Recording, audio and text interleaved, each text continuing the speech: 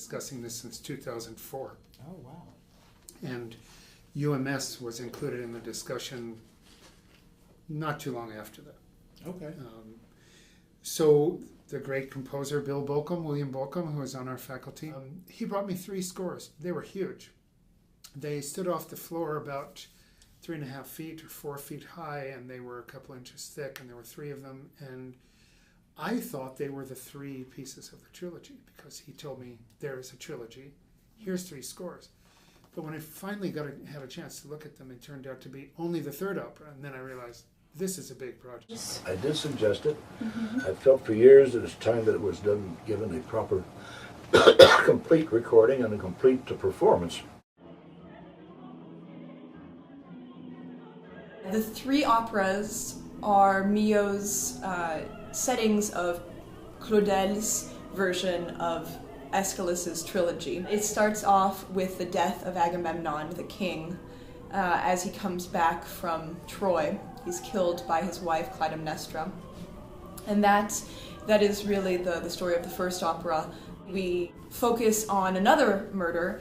That is the murder that Orestes, Agamemnon's son, and Electra, his daughter, are planning for Clytemnestra, their mother, to avenge their father. In the 3rd opera, Orestes is being hunted down by Eumenides, by Furies. So Clytemnestra has sent them also to avenge her death. He is protected by the god Apollo, and they go to Athena to have her judge what should happen to Orestes. She sets up a trial. This is essentially the beginning of Athenian democracy and justice. It's decided that he was not completely in the wrong and he's acquitted. They didn't like the word opera because they thought of opera singers standing, singing, being overly dramatic or detached. They really wanted it to be theatrical and communicate something really visceral and something that everybody in the audience would feel. Who's conducting it thinks it's kind of like an opera. In a way, it is an opera. It has been staged, but it is somewhere between oratorio and opera and so on. I don't know. It's the same kind of unclassifiable, I suppose, as my Songs of Innocence. By the way, Bill Bolcom brought the piece to me because he studied with Milhaud, and there was a lesson at Milhaud's place in Paris where several composers, his students, were invited, and they became familiar with the piece, and it really inspired William Bolcom to finish his Songs of Innocence and Experience. We're here in this extraordinary institution where we can put something like this together with the number of choral singers that we need, the quality of choral singing, the resource, the size of the hall, the resources of a wonderful orchestra, the percussion ensemble that contributes to this, because there are several movements and sections of the piece for 15 percussionists and speaker and speaking chorus. So you can't do this piece in many places.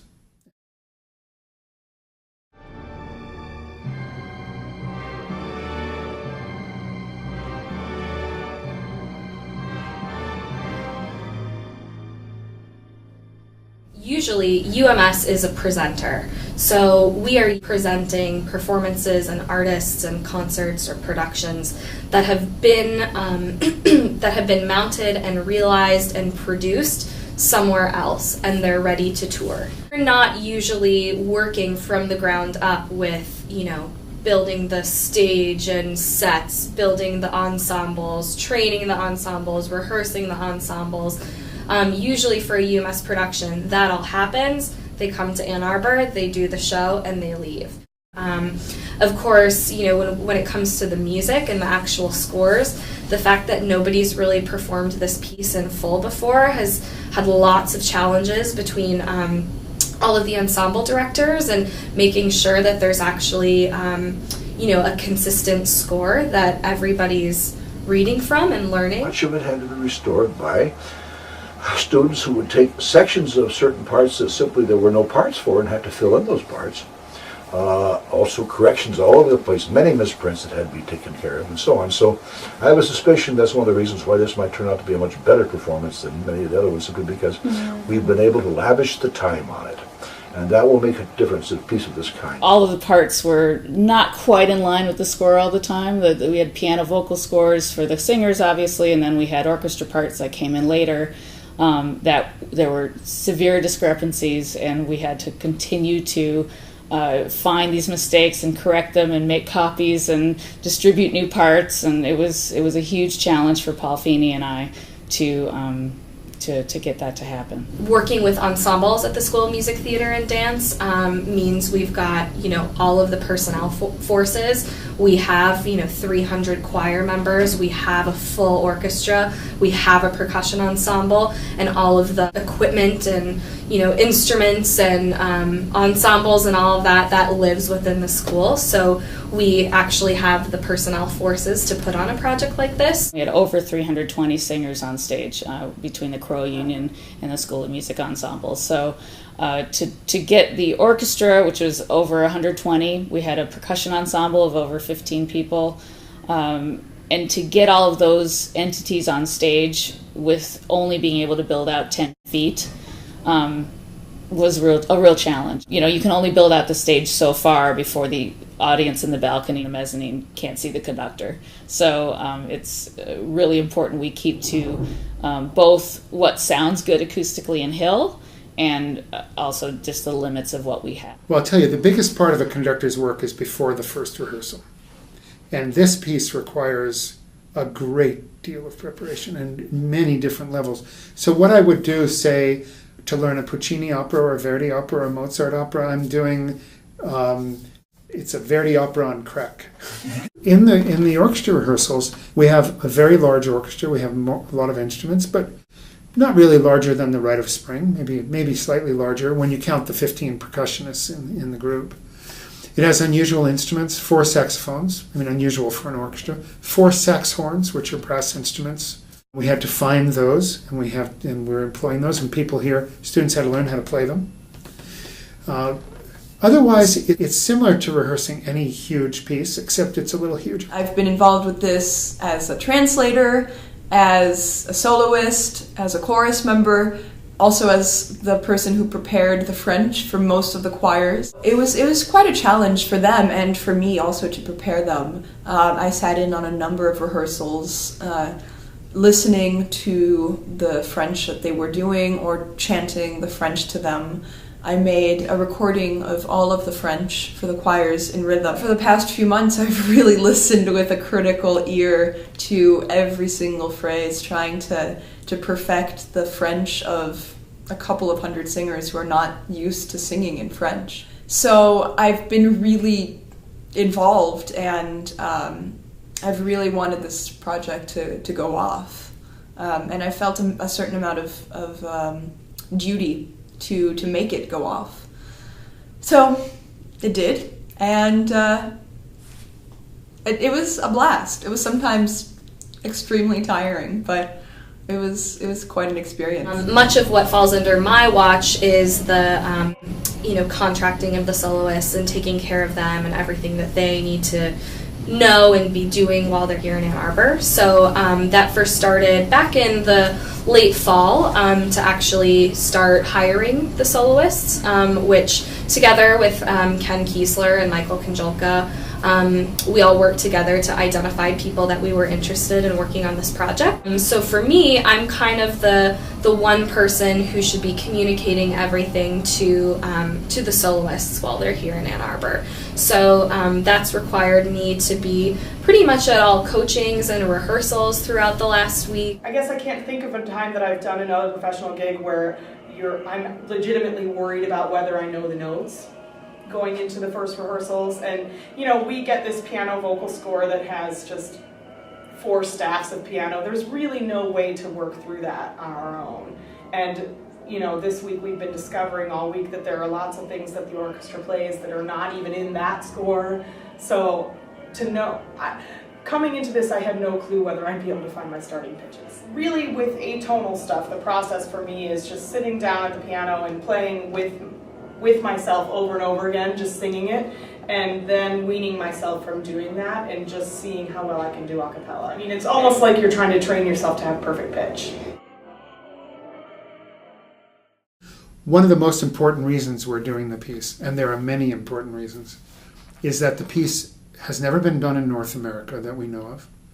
There's no complete recording of the 3 pieces on the market. So we get to do something that's completely ours and that's unique to UMS, to the school, to Ann Arbor, to Michigan.